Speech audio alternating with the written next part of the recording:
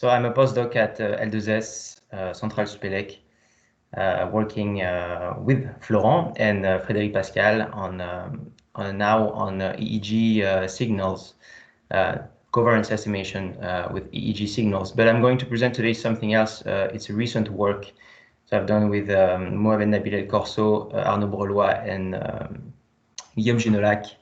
And this work is on robust low-rank covariance matrix estimation. So when the data is incomplete, and the application to some supervised and non-supervised learning problems. So I'd like to introduce the problem as the following. So let's have two examples of missing data. So missing data is in all kind of applications. For example, medical, biomedical data, remote sensing, but also social science data as pools, for example. And here on we have two examples. So on the left, we have the complete data, which is all the data available in gray, and the observed data in color. So we see that in some cases, the observed data or the missing data can be randomly distributed among the complete data. So on the left here, it's called missing completely at random, because the missingness will not depend on the values of the data. So for this case, estimating some parameters would be fairly easy, because the observed data or the missing data are randomly distributed, so they can represent well the complete data, the full data. But here on the right, we see that the missing data is not missing at random. So it's called missing not at random. It means that the missing values will depend on the value of the complete data itself. So in this case, when we want to estimate some parameters, so statistical parameters as the mean or the covariance, the reduced sample due to the missingness is not representative of the full data. So based on that, these estimators, for example, the sample mean or the sample covariance, will generally be biased estimators. So the missing completely at random and missing not at random are called the missing data mechanism. I won't talk a lot about it today, about missing data mechanism. It was just to introduce the problem. I will talk about the missing data pattern, which is something a bit different, and I will talk about it later. So I'm going to first talk about the problem we are looking at, and then the motivations of the problem, and the model we are using for the data and its distribution. So we have here the same example as before. So it's just a random example, just to illustrate. And we consider first the complete data. So it's all the data available, and we denote it by NIID p-dimensional vectors, so yi. And these vectors can be represented as the set of the observed and the missing components. So the observed component will be noted YIO and the missing component YIM. So the observed will be the colored one here. Then for our problem, because we want to estimate some parameters, so specifically the covariance matrix, we have to, for our problem, we have an unknown parameter, so in a parameter space. So I have to say that we consider the mean as being 0 in our problem. Then we have a probabilistic model, so as the density function, for example, of the data. And in parametric estimation, as you might know, maximizing this density, or more specifically the likelihood of the data, will give us the maximum likelihood estimate of theta. And that's what we are looking for. We are looking for the ML estimates, and we want to approach it as accurately as possible, considering that there is incomplete samples. So how to do that? How to estimate data from incomplete samples? So the first strategy will be to use only the observed data. So you see here that it's a problem, right? Because it's not representative of the complete data. So we might get a biased estimator. I was talking about it earlier. The second strategy would be to impute the data first and then estimate theta. So it might be a very good strategy, and some very simple imputers sometimes give the best results, such as the mean imputation, for example. So this strategy is there's a lot of work on it going on, and I won't talk a lot about it today. But the thing is, depending on the application, the imputing strategy will change. So we have to be very careful about the imputer to use following the application and following the data. So today I will talk about a third strategy, which is to use the expectation maximization algorithm. So the EM is a very practical and way. It's an iterative algorithm that approaches the maximum likelihood estimate, and it's been widely used in the literature of incomplete samples. Well, parameter estimation with incomplete samples. So talking about the literature, we can summarize it. So the work on ML estimation of sigma of the covariance matrix. So all these studies use the EM algorithm or EM type algorithms. So we can make two classes of studies. So the one that use a Gaussian assumption on the data, and the one that use non-Gaussian assumptions. So they will use more robust distribution. Sorry. So in the Gaussian assumption, you have studies that will focus. So the first studies were focusing on the case where the number of observations exceeds the number of variables. So n larger than p. And then other studies focused on the high dimensional regime, so with the regularized estimator, for example. So we're interested in this case when n exceeds p. Then in the Gaussian assumption, some recent studies assumed that the covariance matrix had a low rank structure, so a rank that is smaller than the dimension of the study. And this is very much related to subspace inference or PCA. So it has to do with a selection of few numbers of components that explain a maximum variance of the signal. Sorry. So we want to use this kind of structure. Well, it's not the model structure here, but this kind of assumption on sigma. So this is it for the Gaussian assumptions. But so the Gaussian, this assumption can be limited sometimes, especially when the data contains some perturbations, such as outliers, for example, which will produce heavier tails in the PDF. So the second class of studies are focused on non-Gaussian non-Gaussian assumption on the data, and those are said to be robust to non-Gaussianity because they will provide better fits to measurements in heterogeneous environments. So some studies consider the t-distributions, other elliptical distributions, and we want to use that also to robustify, let's say, the covariance matrix estimation. So this is one part. So on the distribution of the data, another part is on the missing data pattern. I was talking about it earlier, and so there are mainly three missing data patterns we can look at. So the first is called the monotone pattern, and that's when the missing data, the size of the missing components grow in the data set. So this is a data set. Let's say in black it's the observed components, and in white the missing components.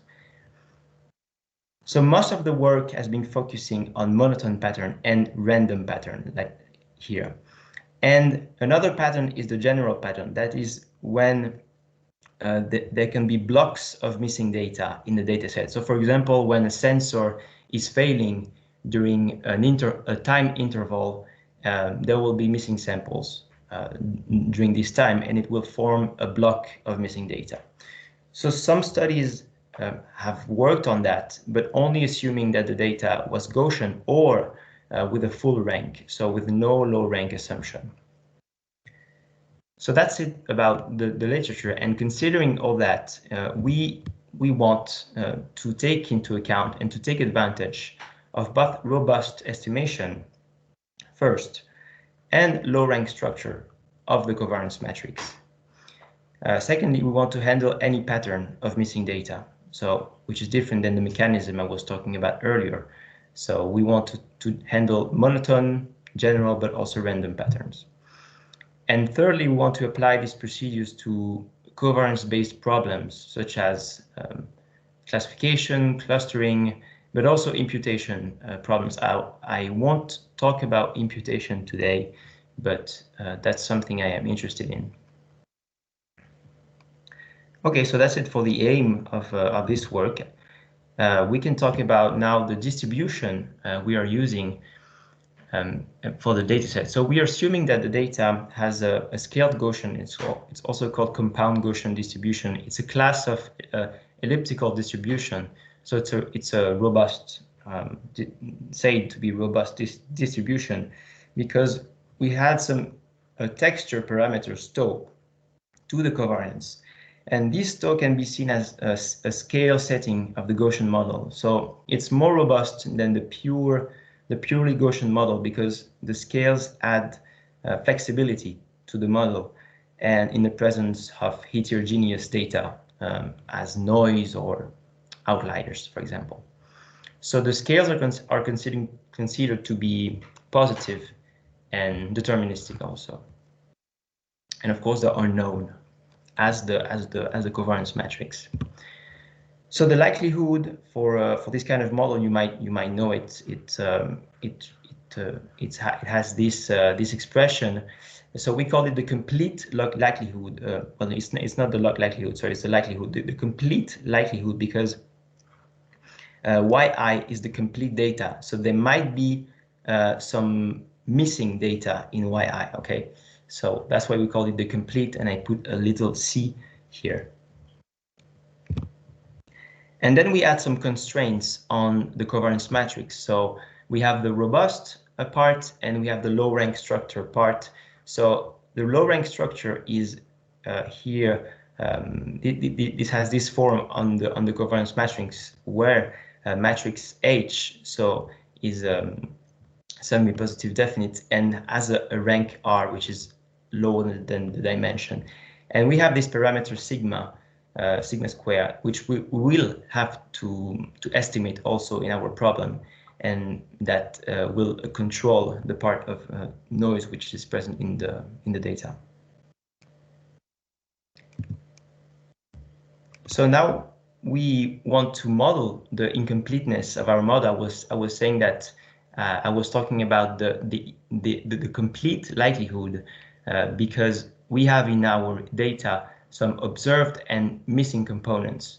So we transform the data, if there's missing data inside, with a set of n permutation matrices. So those are real matrices that are applied to each vector. So there will be n permutation matrices, and so this transformation is like putting the missing components at the bottom of each vector. So here's an example for n equals p equals 3. So you have the missing components in purple here, and we transform the data with p such that the missing components fall at the bottom. So it's a very simple operation, and this will facilitate the computation of the in the EM algorithm I will present later, and this will also facilitate the writing of the likelihood function. So then we have a new covariance matrix, which is simply our covariance matrix with the permutation matrices applying right and left. And this covariance matrix, there will also be n covariance matrix. This is a block covariance matrices. And we can see that each block will correspond to the part of observed or missing component in each vector. So this is the covariance matrix of the observed components, and this is the covariance matrix of the missing components that are not observed, actually. So, of course, if there are no missing component in one vector, this sigma tilde will amount to sigma tilde IOO, so which is the covariance matrix, the covariance matrix of the observed components. So, okay, now we have the data model in terms of a distribution and data incompleteness model. And now we want to estimate the parameters, so sigma and tau, with the EM algorithm. So I will give a brief introduction to the EM algorithm, and then I will talk about the EM algorithm that we developed in this study for the structured case, so a low rank, and the full rank case, so no structure, no special structure on sigma. So the EM algorithm, as you might know, is a handy iterative scheme for ML estimation in incomplete data problems. So it provides a very formal yet powerful approach to one idea, that is filling in missing values. So at the E step, we will fill the missing values, and at the M step, we will update the parameters according to the newly estimated missing values. But rather than filling the missing values themselves, it is the function of the missing values which are present in the log likelihood that are guessed. So, and these function of the missing values are called the sufficient statistics. So the EM will alternate between making guesses about the complete data, so that's the E step, and finding theta that maximizes the log likelihood, the complete log likelihood over theta, which is the M step.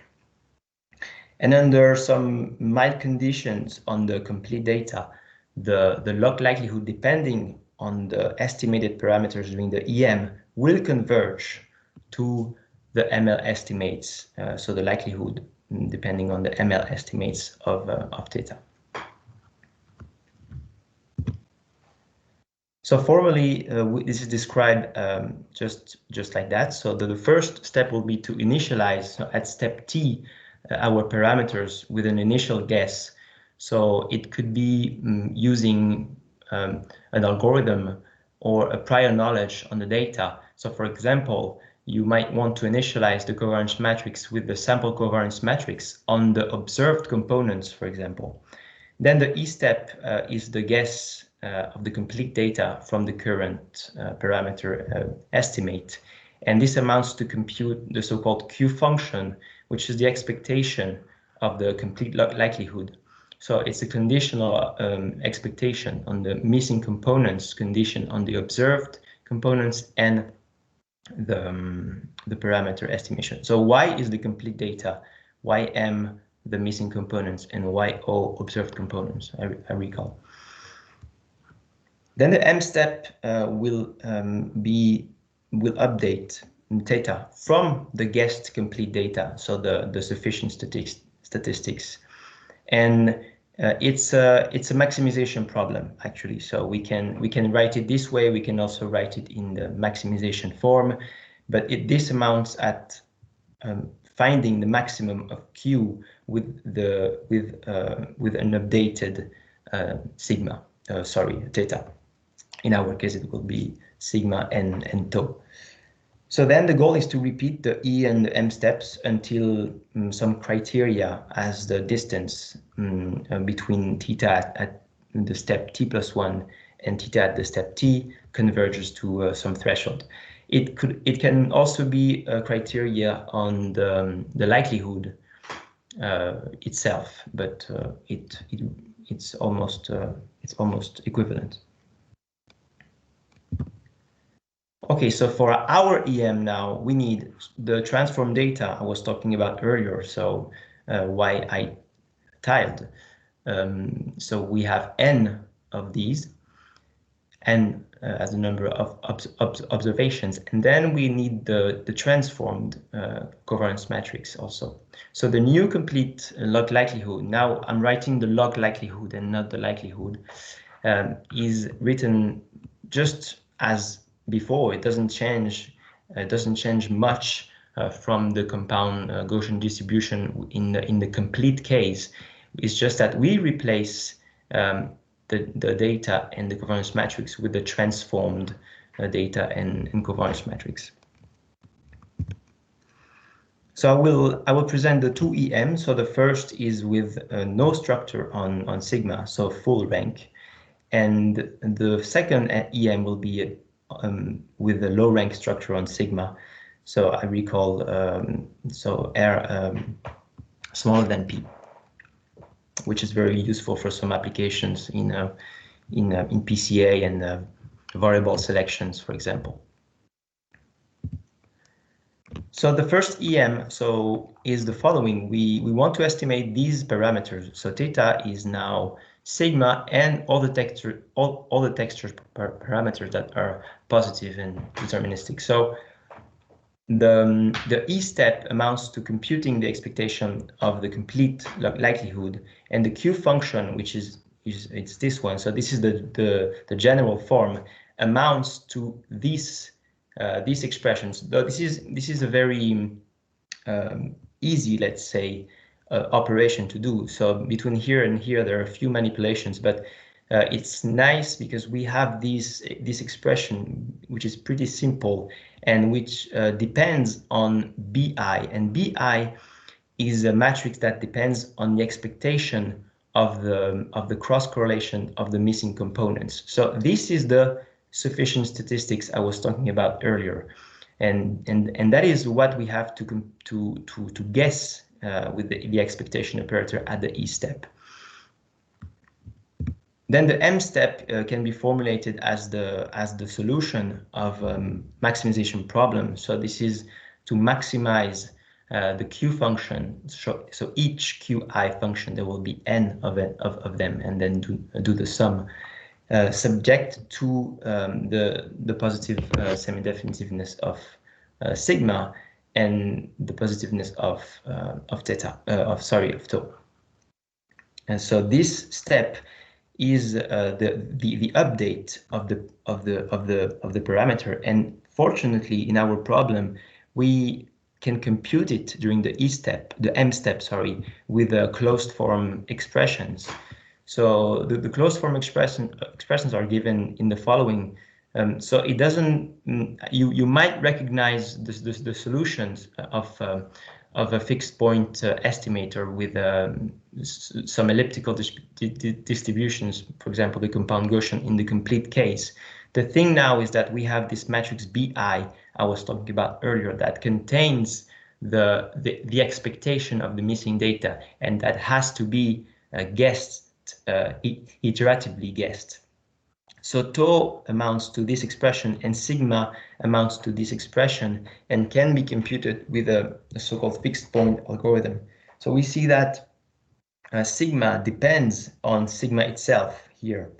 So the fixed point algorithm consists in updating sigma with a fixed value of sigma, and then using this newly value to update the next sigma. So it's like a circular update of sigma. So to obtain this closed form expression, I would say this is a classical calculation way of doing things. We differentiate the log likelihood, the complete log likelihood, with respect to the parameters, and then resolve a double differential equations successively with respect to tau and sigma. So that is the algorithm that sums up about everything I was talking. So it's called the EM tile. I'm just saying that because it looks like the Tyler's M estimator, so we call it EM tile, and but for missing values. So we need at first the data and the permutation matrices I was talking about. And so the initialization step, we initialize the sigma with the Tyler's M estimator on observed values. And we initialize tau with vectors of 1. Then there's a first loop. So this loop is the EM loop with t varying. So we have to compute our matrices BI, and then with this matrix BI, we can update the parameters in this loop here, which is the fixed point loop. So here we update sigma until it converges. The error on sigma converges. And then with this update of sigma, we can compute tau. And this is until the error on the parameters, so sigma and tau converges. So this convergence is on the fixed point, and this one is on the EM. Okay, so this is like a plugged loop inside the EM loop. So now I'm talking about the second EM, so which assumes now we assume that the sigma has a low rank structure. So the parameters to estimate now are slightly different. Instead, we still have the texture, but now instead of having sigma, we have its component in the low rank model. So sigma 2 squared and h. So the E step is basically the same than the previous one, and the M step is will change only on the constraints. So our parameters are h and sigma squared here. So this is just the constraints on sigma. So in the M step, we use some widely known results that were given for a low rank estimation, and these solutions are found in these papers. But formally, it was formulated more than 20 years ago in a paper of Tippings. And so once we update sigma using the fixed point algorithm, we do its eigenvalue decomposition to obtain eigenvectors and eigenvalues. And then we reconstruct it using the rank constraint, doing these sets of operation. So this is a way of imposing a rank constraint to matrix H here by forcing the eigenvalues until the rank R here. So from I to R. So we have now these parameters to estimate in addition to H, so sigma squared and the eigenvalues. So the EM is basically the same. Now we have to have a rank also, and what will change here is in red. So it's in the fixed point loop, but it can also be outside the fixed point loop, because I didn't talk about it earlier, but this loop might be optional and might be only with one iteration because it's embedded in the EM loop. So empirically, we saw that only putting one step here was not changing the result, not much actually. So yes, so after updating sigma, we do its eigenvalue decomposition, and we use we compute the newly parameters and use them to reconstruct the low rank constrained sigma. So now that I've presented the two EMs, I can present the experiment setup. So we want to validate these covariance estimation procedure, and we use a covariance matrix model, which is the following. So we generate a matrix R, which is a Toeplitz matrix with a parameter rho that has to be positive and less than 1, and that controls the correlation. So it's very classical to do that. And then we do the EVD on R and take its eigenvalues and force the sigma to have this low rank constraint. So we take the dimension of the dataset to be 15 here. Then we equip the sigma with a geodesic distance. So we will estimate the error in terms of estimation between the estimated sigma and the true sigma with this geodesic distance, which is the logarithm of the two matrices here. And we compare the estimated procedures with the Tyler's estimator, so which has the following form on sigma, on observed, full, and imputed data. So 3 kinds of data sets. So we won't get better than the full data, obviously, but we want to get better than the observed and maybe the imputed data. And then we are comparing also to the sample covariance matrix on observed and full data. So we want also to get better than the covariance matrix, the SCM, because we're assuming that the data is non-Gaussian. So the SCM, we hope that it doesn't perform well and we perform better than the SCM. So these are some results on covariance matrix estimation. So this is the distance on the y-axis and the number of observation on the x-axis for 2 missing data patterns. So a monotone pattern here, which is only a block of missing data, and the general pattern, which have many blocks of missing data everywhere in the data set. And here we have the Tyler is the Tyler estimator on full data. So this is the best we can get in our problem. So this is this line, this dashed black line here. And our estimator, the EM tile, is the blue line with some circle here. So we see that with only a block of missing data, it is almost the same than the full Tyler estimator. And then when we had more missing data here, so lots of blocks, we get a larger error. But as n grows, the number of observation grows, we converge to Tyler's M estimator. So now we might see also that the SCM, which are the dashed line here in the top, won't perform very well, which is normal, which is obvious here in our problem. And then the RMI, it's a robust multiple imputation.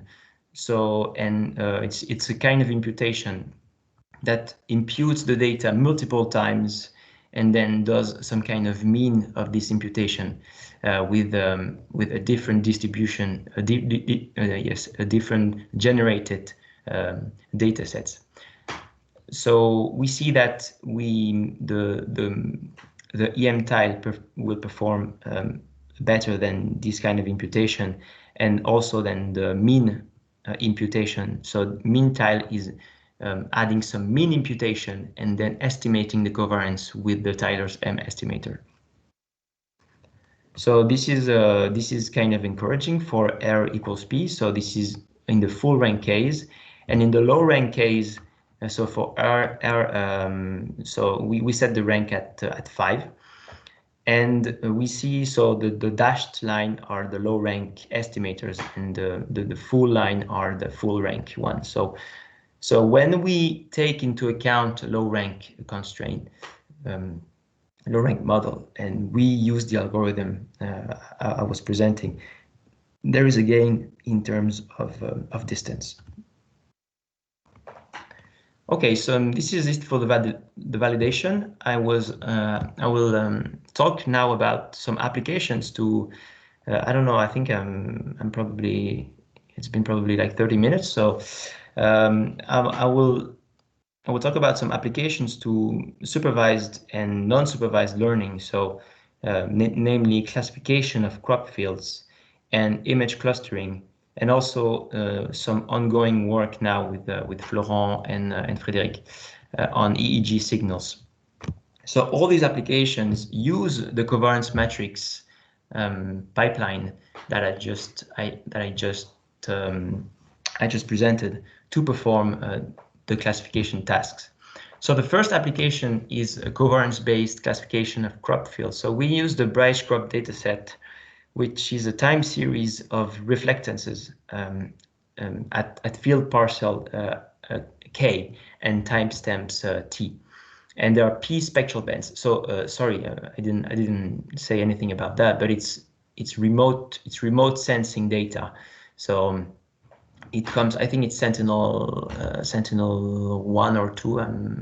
I think it's Sentinel 1 data. And so in remote sensing, we might have a lot of incomplete data due to sensor failure, but also clouds in the sky, but also yes, other problems that also data removal, which creates missing data. When the data is too noisy, for example, people will apply a kind of threshold in the data, which will create missing data.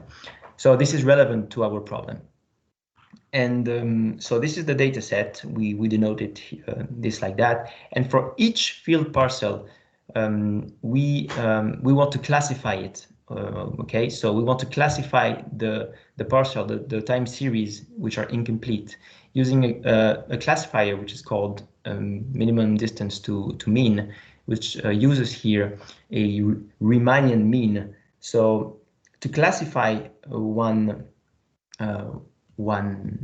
field parcel, the MDM finds the minimum between the covariance of the unknown class of the field crop and the mean covariance for each class that was estimated during the training phase. So each parcel is encoded by a P times P SPD matrix, and this is estimated using our algorithm here. So this will work in a test training form, so a classical form in machine learning, let's say, with a k-folding form, exactly. So this is some results in terms of classification. So on the y-axis you have the accuracy of classification. I didn't say how many classes there were, and I think I don't remember. It's about 13 classes, I think. So and on the x-axis here, you have the number of missing bands. So that's what we do, is that we successively remove one band randomly in a data set. Okay, so there are 13 bands, so one band will represent about 7% of the data. And what we see is that the classification using the MDM classifier, when it's based on the EM tile estimator, so which uses the robust estimation, will handle better incompleteness than the SCM based one, because we also have the EM SCM, which is very easy to derive from what we have. And the RSI, it's imputation, so robust stochastic imputation. So this is the data set is imputed, and just once, not as the multiple imputation. And then from this imputed data set, we compute the Tyler's M estimator. So we see that it performs poorly, especially when the missing data ratio is higher. So interestingly, when there are lots of missing data, the EM-SCM and the EM-tile are almost similar. So one could also see what's going on after, and we haven't tried it yet, but because there's here still lots of missing data for the problem. So the second application I would like to talk about is covariance-based segmentation or image clustering. So the dataset we're looking at here is the Indian Pines dataset, which is an hyperspectral image with 200 bands, and there are 16 classes that partition the image. So this is the ground truth here. This is a cropped image from the original image. And here is a sensor failure that we generate ourselves on one band.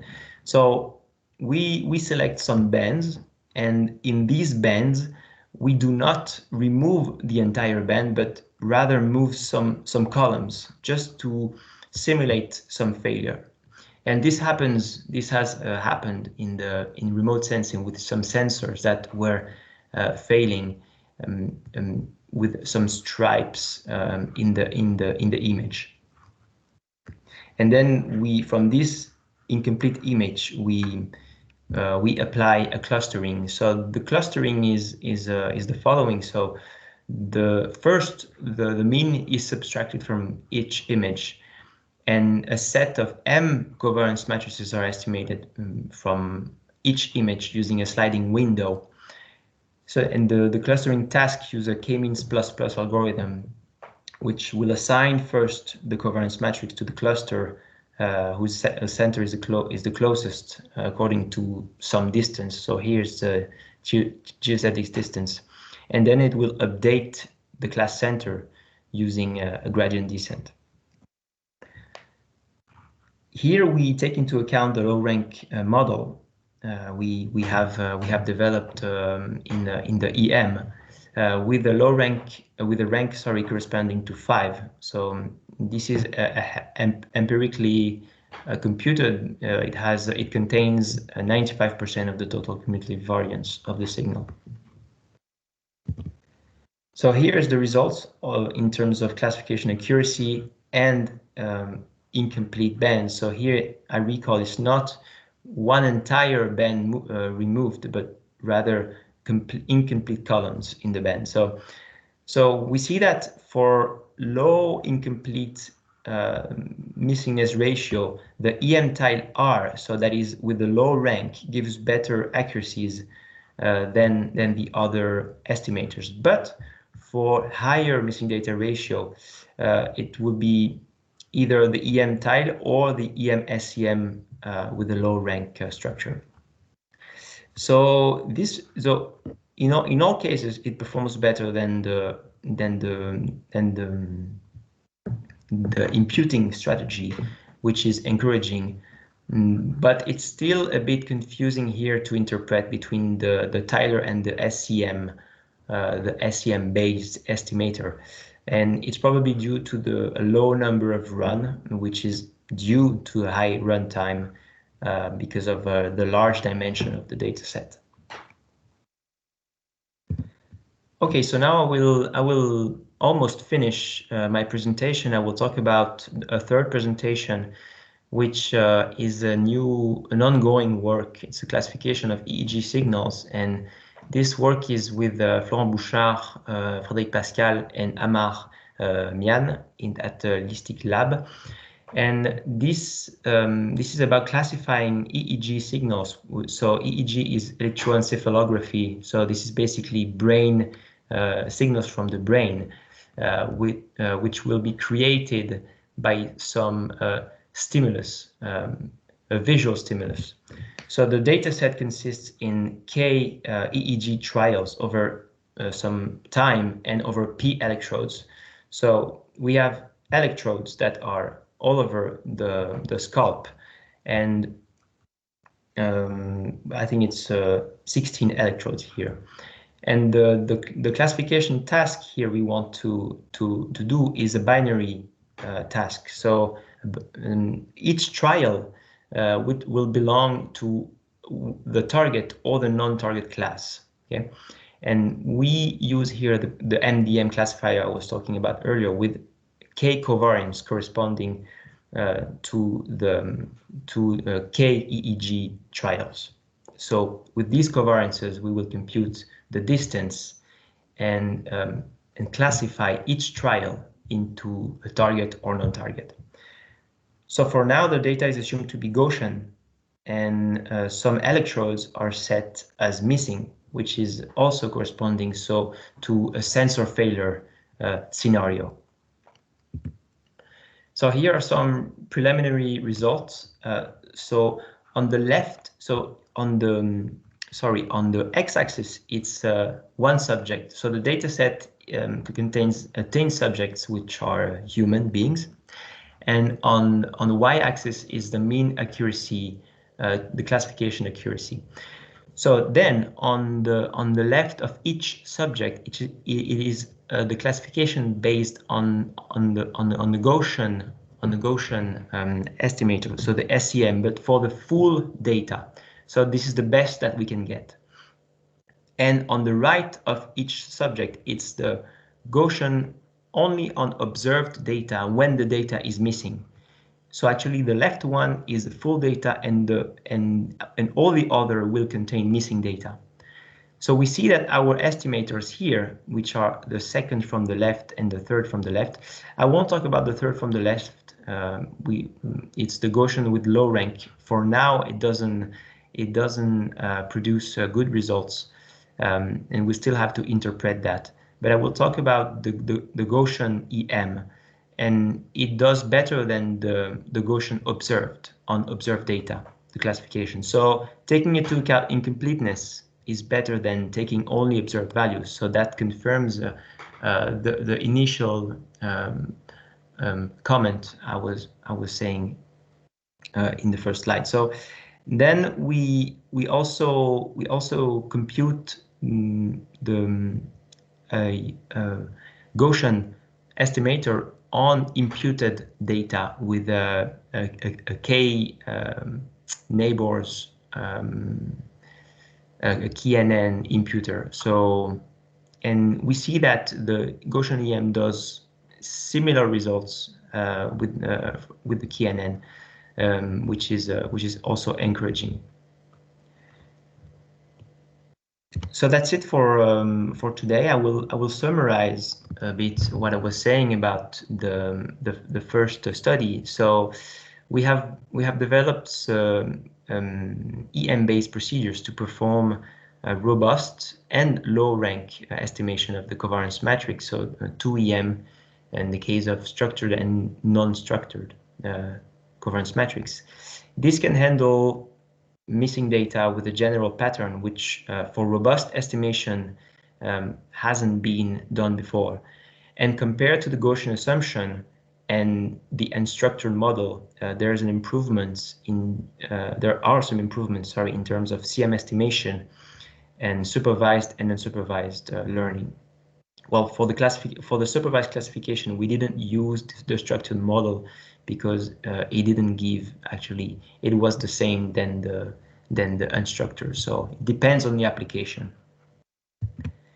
So some perspective of this work and include the extension to other classes of compound Gaussian distribution. So scaled Gaussian distribution which are part of the elliptical distribution family. We can also consider the joint distribution of the data and the missing data mechanism. So this is very important because we have focused on the missing data pattern, but not the missing data mechanism, which can be also modeled with the distribution. And this distribution can be jointly added to the likelihood, to our likelihood. So in this case, the E step will change drastically. And it has been done recently for Gaussian and missing not at random data.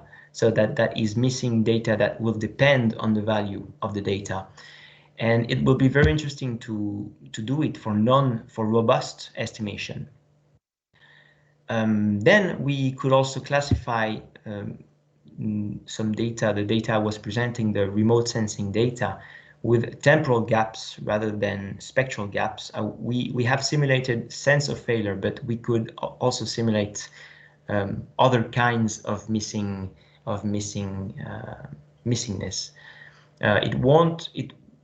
It could change the missing data pattern, but it will be interesting to to see the results. And then for the preliminary results on EEG signals, I have presented here the results for Gaussian based, so SEM based EM, but it will be nice to take into account the scaled Gaussian distribution and also think about some variable selection strategy, because the low rank as it is given for our problem doesn't give for now very good results. At least it's better than the Gaussian on observed data, but not than the Gaussian one.